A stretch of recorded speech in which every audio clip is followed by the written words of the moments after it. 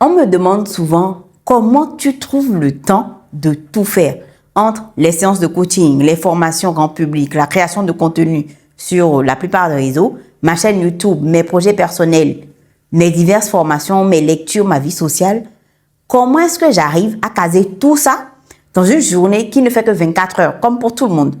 Et la réponse est toute naturelle pour moi, en fait, puisque je n'ai pas de pouvoir magique, je ne dors pas 2 heures par nuit, je fonctionne avec le même temps que vous. La seule différence, c'est que j'ai arrêté de gérer mon temps au hasard ou selon mes humeurs. J'ai arrêté de me dire que j'allais faire les choses quand j'aurai le temps. Parce que, spoiler, vous n'aurez jamais le temps. Personne ne vous donnera du temps libre sur un plateau d'argent. Le temps, on le crée, on le structure, on le protège. Et aujourd'hui, je vais vous montrer exactement comment moi-même je fais. Des principes concrets, des stratégies que j'utilise tous les jours, des méthodes que j'ai testées, éprouvées et qui fonctionnent vraiment. Si vous avez l'impression de courir toute la journée sans jamais rien accomplir, si vous finissez vos journées épuisées en vous demandant ce que vous avez fait concrètement de votre temps, ou si vous avez des projets qui vous tiennent à cœur, mais que vous repoussez constamment parce que vous n'avez jamais le temps de vous y pencher, cette vidéo est pour vous. Avant de parler de techniques et de méthodes, il faut commencer par la base. 5 questions essentielles qui vont déterminer comment vous allez gérer votre temps. Parce que vous pouvez avoir toutes les applications du monde, tous les systèmes possibles. Si vous n'avez pas répondu à ces questions, vous allez juste organiser du chaos. Première question, quelles sont mes vraies priorités? Et je ne parle pas de ce que vous dites être vos priorités. Je parle de ce qu'il est réellement. Parce qu'on se ment tous à nous-mêmes à un moment donné sur ce point-là. Par exemple, on dit que notre santé est une priorité pour nous. Mais on ne fait même pas 10 minutes de marche par jour pour bouger un peu dans la semaine. On dit que notre famille est une priorité, mais on passe la moitié de nos soirées sur les réseaux sociaux ou carrément au bureau. On dit que notre projet personnel est une priorité, mais on ne lui consacre jamais de temps. Regardez votre agenda de la semaine dernière. Regardez où est parti votre temps réellement. Est-ce que les priorités que vous avez notées y apparaissent? Est-ce que vous consacrez votre temps aux choses qui comptent vraiment pour vous ou bien vous le dispersez sur des choses qui ne vous rapprochent même pas de vos objectifs? Cette prise de conscience, c'est la première étape. Vous ne pouvez pas gérer correctement votre temps si vous ne savez pas ce qui mérite vraiment votre attention, votre temps, ce qui a un impact certain dans votre vie. Deuxième question, comment est-ce que je peux éliminer les distractions? Parce que le problème n'est pas que vous manquez forcément de temps. Le problème, c'est que votre temps est volé par 1000 petites distractions que vous ne contrôlez pas. Votre téléphone qui vibre toutes les 5 minutes, les notifications qui explosent votre concentration, l'environnement bruyant dans lequel vous travaillez, le bureau encombré qui vous stresse visuellement, tout ça consomme votre énergie mentale et détruit votre capacité à vous concentrer. Identifiez vos voleurs de temps. Pour moi, c'était très clair. Si je prends mon téléphone juste pour vérifier un truc, je me retrouve 30 minutes plus tard à scroller sans même m'en rendre compte.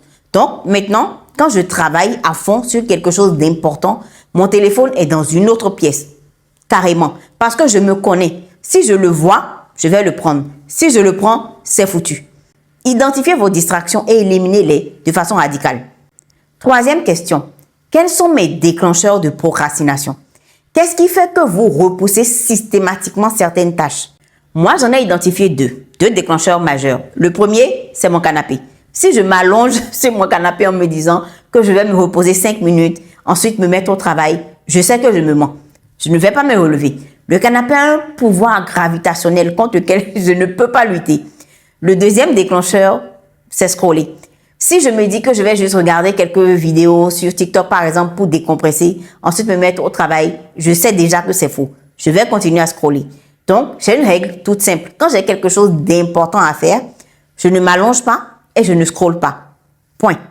Identifiez vos déclencheurs. Soyez honnête avec vous-même et arrangez-vous pour éviter ces situations quand vous avez quelque chose d'important à accomplir.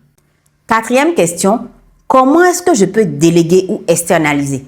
On a tous cette tendance à vouloir tout faire par nous-mêmes, par fierté, par perfectionnisme, par culpabilité. Mais vous savez quoi? Vous n'êtes pas obligé de tout faire. Encore une fois, il n'y a que 24 heures dans une journée. Ce n'est pas extensible. Si vous avez trop de tâches ménagères, déléguez à votre conjoint, à vos enfants, aux personnes avec qui vous vivez. Au travail, si vous croulez sous les tâches, demandez de l'aide, déléguez à un collègue par exemple. Et si vous en avez les moyens, payez pour libérer du temps précieux. Quelqu'un pour faire le ménage, les courses, la comptabilité, etc.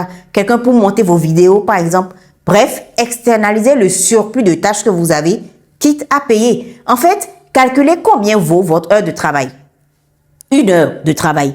Si payer quelqu'un pour faire votre ménage vous libère 2 heures que vous pouvez facturer à un client ou travailler à votre projet et que ça vous rapporte plus que ce que vous payez à la dame de ménage, les calculs sont bons. C'est une décision intelligente. Arrêtez de vouloir tout porter sur vos épaules. 5e question, quel est mon style de gestion du temps? Parce qu'on n'a pas tous le même fonctionnement. Il y a des gens qui adorent être ultra structurés, qui aiment avoir chaque heure de leur journée planifiée. Moi, je suis comme ça. J'aime cette structure-là. Ça me rassure. Ça me permet d'être plus sereine. Mais je sais que pour d'autres personnes, ce niveau de structure, d'anticipation va les stresser complètement. Elles ont besoin de flexibilité, de spontanéité. Il n'y a pas de bonne ou de mauvaise façon. Il y a juste votre façon. Donc, arrêtez d'essayer de copier exactement ce que vous voyez sur les réseaux sociaux. Prenez les principes, adaptez-les à votre personnalité, à votre mode de vie, à vos contraintes. Moi, je vous partage ce qui fonctionne pour moi. Si ça ne vous convient pas, vous ne le faites pas. Trouvez ce qui vous convient à vous. Maintenant qu'on a posé les bases, on va parler des stratégies concrètes que j'utilise au quotidien pour gérer mon temps efficacement. La première, c'est le time blocking. Ça va consister à réserver des créneaux horaires spécifiques dans votre agenda pour accomplir toutes vos tâches. Au lieu de vous dire, je vais travailler sur mon projet quand j'aurai le temps, vous allez bloquer par exemple mardi de 19h à 21h pour ce projet-là. Vous le mettez dans votre agenda comme vous mettriez un rendez-vous important. Parce que si ce n'est pas dans votre agenda, ça n'existe pas réellement. Ça va rester une intention vague qui ne va pas se concrétiser. J'utilise Google Agenda pour quasiment tout. Mes rendez-vous, mes sessions de travail, mes séances de sport, mes moments de lecture, les coachings.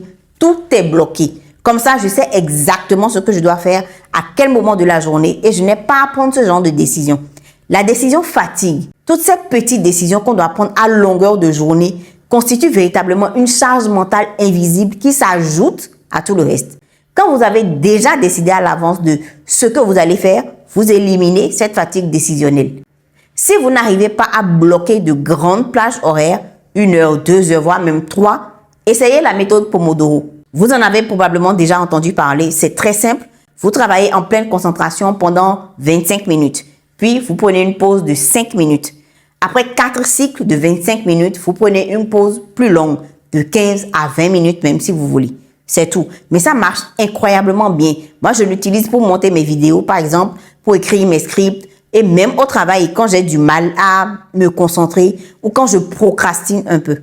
La deuxième chose que je fais très souvent, presque tous les jours en fait, c'est utiliser la matrice d'Eisenhower. C'est un outil simple mais puissant pour classer vos tâches selon 2 critères, l'importance et l'urgence. Parce qu'on a tendance à confondre les deux. On passe notre temps sur ce qui est urgent mais pas forcément important. Et on néglige ce qui est important mais pas urgent. Donc, vous vous souvenez de la première question, quelles sont vos priorités? Vous devez non seulement les identifier, mais aussi et surtout les classer par ordre d'importance pour pouvoir y travailler efficacement. Ce qui est urgent et important, vous le faites immédiatement. Ce qui est important mais pas vraiment urgent, vous planifiez. C'est souvent dans cette catégorie que se trouvent vos vrais objectifs, les projets qui comptent réellement. Ce qui n'est ni urgent ni important, vous éliminez, purement et simplement. Certains jours, je ne lis pas, je n'ai pas le temps. C'est rare, mais ça arrive. Parce que je fais passer autre chose en priorité. Certains jours, je ne vais pas marcher parce qu'une autre activité est plus importante pour ce jour-là. C'est pour vous dire que quand vous classez vos priorités chaque jour, ça vous aide à éliminer ponctuellement certaines choses pour un jour ou pour une semaine. Tant que ça reste ponctuel, il n'y a pas de mal parce que le temps n'est pas extensible. Ne vous flagellez pas si tout ne rentre pas dans votre agenda tous les jours. Ma troisième stratégie, c'est d'utiliser des applications pour m'aider. Google Agenda pour planifier, comme je vous ai dit, et bloquer le temps pour chaque tâche. Notion pour organiser mes projets, mes idées, mes notes. Depuis que j'ai découvert Notion, je ne peux plus revenir en arrière. Toute ma vie est dedans. Mais c'est une application qui est un peu complexe. Vous pouvez utiliser aussi des rappels sur votre téléphone. pour les petites tâches que vous procrastinez souvent. Mettez des rappels pour tout. Ça paraît bête, mais ça fonctionne. Et ça complète bien la 4e stratégie que vous pouvez utiliser, les délais personnels. Même pour les choses qui n'ont pas de deadline imposé, vous pouvez fixer vos propres délais. Parce qu'il y a des gens qui ont besoin d'un délai pour se motiver. Moi, je ne suis pas comme ça. Si j'ai quelque chose à faire, je le fais. Mais je sais que beaucoup de personnes, comme certains de mes clients, fonctionnent à la deadline. Ils attendent vraiment la dernière minute. Ils font une nuit blanche. Ils accomplissent tout d'un coup. Si vous êtes comme ça, créez-vous des deadlines artificielles. Ça va vous donner ce boost d'énergie dont vous avez besoin pour passer à l'action.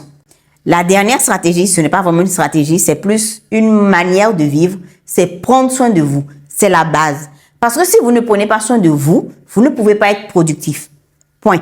Vous pouvez avoir le meilleur système du monde, les meilleures stratégies. Si vous êtes épuisé, stressé, au bout du rouleau, ça ne marchera pas. Vous devez dormir suffisamment, vous devez bien manger, vous devez bouger votre corps, vous devez vous accorder des moments de pause, de repos. Et surtout, même quand vous avez l'impression d'avoir 10 000 choses à faire, prenez le temps de souffler. Ça peut sembler contre-intuitif quand vous êtes complètement débordé, mais c'est exactement dans ces moments-là que vous en avez le plus besoin. Parce que ces moments de ressourcement vont vous donner l'énergie nécessaire pour faire tout le reste. C'est comme conduire une voiture. Si vous voyez que vous êtes déjà sur la réserve, mais que vous refusez de vous arrêter pour faire le plein parce que vous devez absolument arriver à destination, vous n'arriverez jamais. Vous allez tomber en panne au milieu de nulle part. Alors que si vous prenez 10-15 minutes pour faire le plein, oui, ça va rallonger votre trajet de 15 minutes, mais vous allez pouvoir arriver à destination. Prendre soin de vous, ce n'est pas du temps perdu, c'est du temps investi pour pouvoir continuer et arriver à destination. Ce sont les principes et les stratégies que j'utilise au quotidien pour gérer mon temps de façon efficace et faire tout ce que j'ai à faire dans une journée normale de 24 heures. Vous n'êtes pas obligé d'appliquer toutes les stratégies d'un seul coup. Choisissez-en une ou deux qui résonnent avec vous, avec votre contexte. Testez-les cette semaine, voyez ce qui fonctionne pour vous et ajoutez-en une autre. Vous construisez progressivement votre système de gestion du temps. Un système qui vous correspond, qui respecte votre personnalité, qui s'adapte à votre contexte. Parce que au final, on ne gère pas son temps pour devenir une machine à produire. On gère son temps pour avoir plus de liberté, plus de sérénité, plus de vie. Si vous avez d'autres astuces de gestion du temps, partagez-les dans les commentaires et dites-moi par quelle stratégie vous allez commencer. Qu'est-ce que vous allez tester en premier? À la prochaine pour une nouvelle vidéo. D'ici là, prenez soin de vous. Ciao!